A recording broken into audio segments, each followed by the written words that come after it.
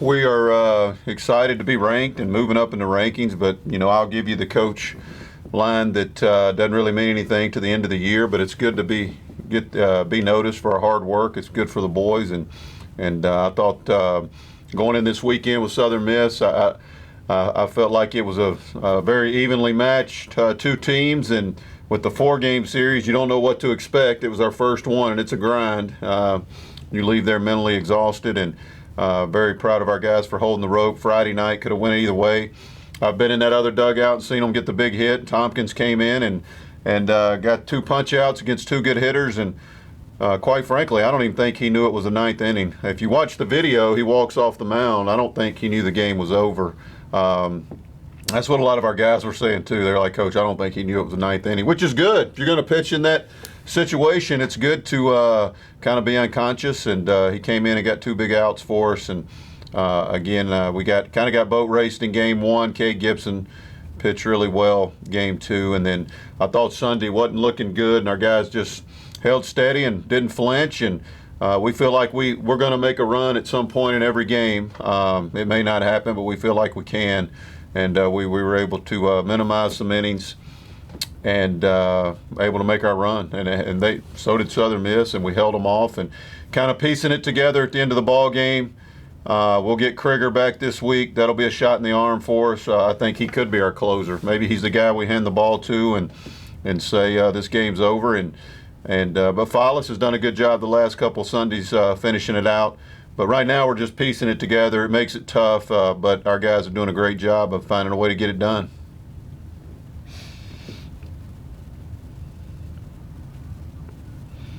Ben? Coach, you talk about, some of those bullpen pieces, obviously Follis, Griffin, Tompkins.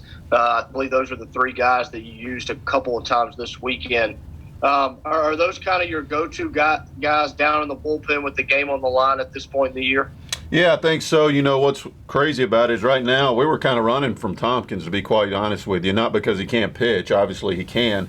He hadn't been on the game mound in 2+ weeks, and when a guy's had a shoulder and he hadn't been in a game situation, and that was a very high leverage situation. It doesn't get any more high leverage than that. To call on him and go, hey, I know you hadn't pitched in a few weeks, but come out here and get these outs for us. Finally, we just decided, let's go with it, heck with it, see what happens. If they get the hit, they get the hit. But he came in and he was lights out. And right now, those guys, we pitched him again Sunday and tried to extend him. He had a good inning, and then I thought he got squeezed a little bit, but I thought he made some good pitches. But right now it seems those guys are like 3-out guys, maybe 6 outs. You might can stretch them, but if that's what we got to do, that's what we got to do. The good thing about Griffin and Follis, they've been in those situations. They've been in stressful innings. And look, when I handed the ball to Follis on Sunday, another very high leverage situation, I didn't feel like his heart rate was up. We were kind of smiling at each other and go, here we go again. He took the ball and he just pumped strikes, and he seems to be getting a little better each time out. His velocity was up. The last pitch to Montenegro when he struck him out, I mean, it was 91, what the radar gun read. So his velocity's going up. His slider's good. He's commanding the zone, and right now, heck, he may be our guy. He's starting to put himself in situations to help us win games. But yeah, right now we're using those 3 guys in the ball game. And Shamar Page, another one, he's coming back probably this weekend on the mound. So to get 2 quality arms back maybe the same weekend, especially Krieger, we're looking forward to that for sure. Corey? Lane, from a strategic standpoint, what would you say is the biggest thing that you guys learned from that first 4-game series this past weekend? So maybe something that you guys can hold on to and implement as you guys continue to go on with these 4-game weekend series. Well, I think you got to be mentally tough. It's I think the 7-inning games, especially game 2, because Cade threw a shutout, they go by really fast. And I think, I looked up at one point, I was in the third base box, and I looked at the scoreboard, and I mean, we're in the 4th inning. And I'm like, well, this is really like the 6th inning or the 7th inning. You got to start thinking about, and it's 2-0 ball game, you got to start thinking about bunting a guy over. They're not taking good swings on him, so we need to get another run or 2. Fortunately, still, he blew the yard, hit one over the scoreboard, and put us up 4-0, and kind of extended that lead. And he felt pretty good about it the way Cade was pitching. But I just think the 7-inning games go so quickly. The early indications with UAB, they're doing it a little different. They're throwing their best 2 guys on the Friday doubleheader, and I'm sure their thinking is keep them on the same routine, same amount of rest. Obviously, we'll go with Fincher on Thursday. Same thing, Jennings, Gibson on Friday, and Wharf on Saturday. The good thing is you get that extra day back on next weekend, so it's a little give and take. But there is some things, like you mentioned, Corey. It's the 7-inning games. You got to coach differently. You probably have to sub quicker and get pinch runners in there, or get matchup guys in there, get your defenders out there quicker than you normally would. It'll sneak up on you, especially like in the game 2. You look up and my goodness, you're 2 innings away from the game being over. You definitely have to look at it a little differently. And also, the 9-inning games have the 10-run rule in effect. And also the 9-inning games, extra innings, we play international. You put the runner at second base, whoever made the last out. So we don't have that in the 7-inning game. So there's a lot going on, a lot of moving parts, and we'll have to adjust to that. I thought we were going to have a couple of extra inning games there this weekend. Fortunately, we did not. So it'll be interesting as we move along and navigate to see how that transpires too. Ben? You look at, obviously playing the 4-game series, and I'm sure you can't comment on it too much, but I don't think anybody thinks that's a great idea by any stretch of the imagination. But you take away the fact that you get an opportunity to play midweek games. How will you guys handle that? Do you try to scrimmage during the week and try to get guys innings that didn't get innings during the weekend, or how are you guys going to go about that business? Yeah, it's a great point. Today after practice, we'll have a quick practice, and we'll do live. We'll have some guys throw off the bump, Krieger and Page being 2 of them, guys that hadn't pitched a lot, and we'll have some guys that hadn't had a lot of at bats. They'll hook it up and go live today, kind of a simulated game. So you have to do that. I'd much rather be playing today than practicing. I'm a firm believer. I'm kind of old school. I think you get better by playing. You can't simulate game action. We're the one sport where you really can't simulate the speed of the game. In practice, it's hard to ask a guy to step up on the mound and throw 93. You just can't do it. So game action so much different than practice. But yeah, we'll have to today simulate a game at the end of our practice. Have some guys throw live that hadn't seen a lot of action, and normally you would hope they would get action in a midweek. But look, with the 4 games, especially this week being a shortened week, there's no chance. But a 4-game weekend, I tell you, it's. We got on that bus. You're exhausted. I mean, mentally, physically, you could tell the players were spent. They left it all out there, and but normally I would rather play a midweek. I don't know after 4 games, but it does change the way you do your practice in the middle of the week. There's no question. Corey? Tyler, you might have to correct me here if I'm wrong, but I do believe in the majority of your games so far this season, Lane, you guys have struck first. So I'm going to put you on the spot a little bit here.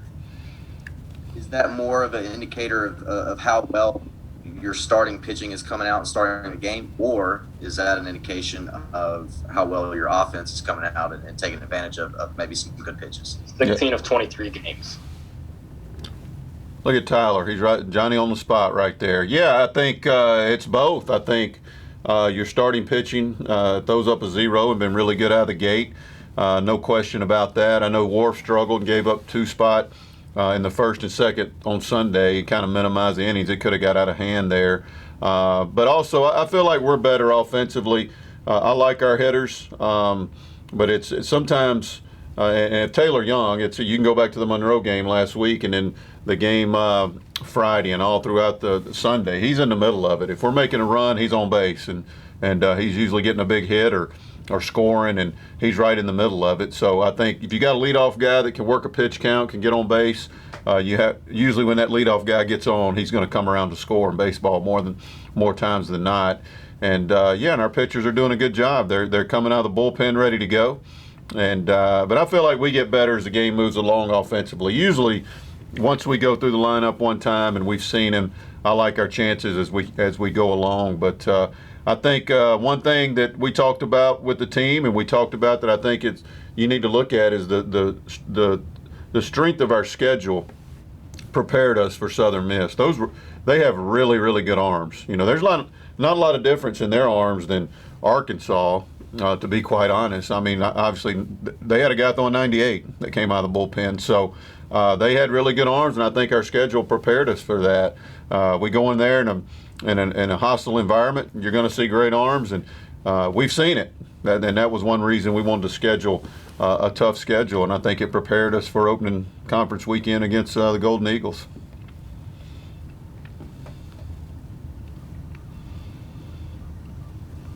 Ben?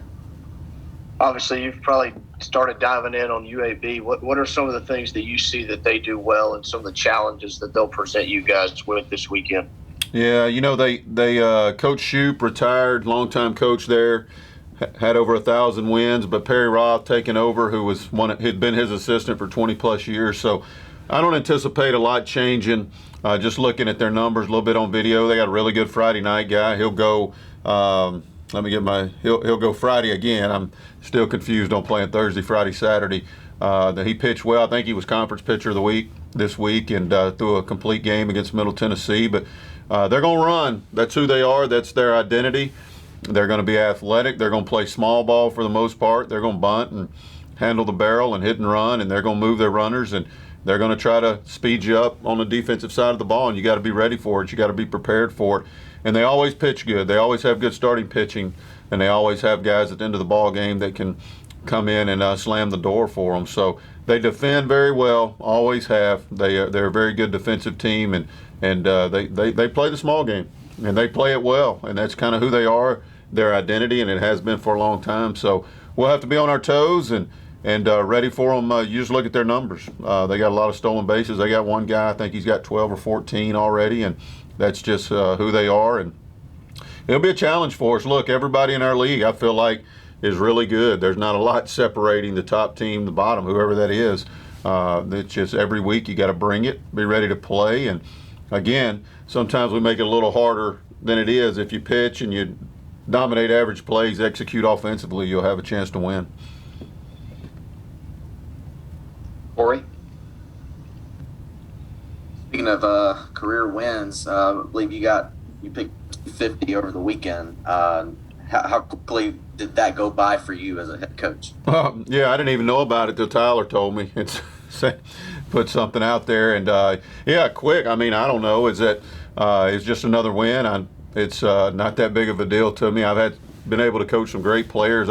I've yet to make a pitch or have an at-bat in any of them, so I didn't have too much to do with it. And it's good, but I'm looking forward to 251. That's the one I'm looking forward to the most. But, yeah, it does. You look at it, and I guess I've been head coach now for 8 years.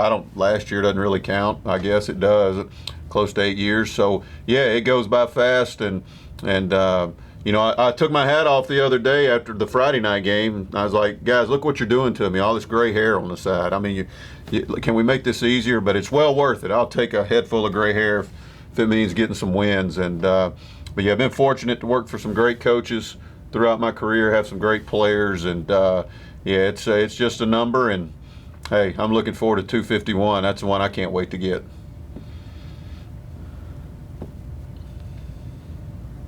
And then I'll follow up real quick with that and say, obviously I wasn't able to make the trip to Hattiesburg, but just watching the games, you can just tell that the different feel. Conference play is back. You guys are on the road. You're opening it up. So with that said, first conference series at the Love Shack in a while. That feeling, that buzz, that vibe's going to be back, at the home stadium. Just talk about how much you guys are just really looking forward to getting back home and hosting a conference series at home. Can't wait. We had 2 straight weekends on the road, and ready to get back. Seems like forever ago we played Arkansas here, and ready to get another weekend here and be the first conference game we've had here in forever. I don't even know how many days, and but it's been a long time coming, and can't wait for that. It'll be different because it's Thursday, Friday, Saturday, and it's Easter weekend, so I know it'll be a little bit different. But to be back in the friendly confines of the brand new Love Shack and it being a conference foe. Can't wait. Our guys love playing there. Our fans have been phenomenal. They've showed up in droves and been loud, and it's been a good environment. I think it prepared us for going into Southern Miss, the way our crowds were and the electricity. But you could tell a difference. Look, when it's league play, especially this weekend, you get on the bus on Sunday after you shower and you're headed home and you go, wow, that could have went the other way real easy. We could be leaving 1-3, and that's when you know you got a good league. I think and everybody's playing really good. Old Dominion's playing good. Charlotte, FAU, San Antonio. I mean, there's just a lot of teams playing really good in our league, and I think somebody told me we're 6 RPI as far as conferences go, and that's really good. That's the way you want it, and you want to be able to leave out of there and go, man, we got that series win, but man, we had to fight. We had to fight for it, and it could have went the other way very easily. But yeah, excited, Corey, to get back at home, conference weekend, and continue to push forward and see this thing through. All right, guys. Any other questions? All right. Thanks, Coach. Thank you, guys. Appreciate you.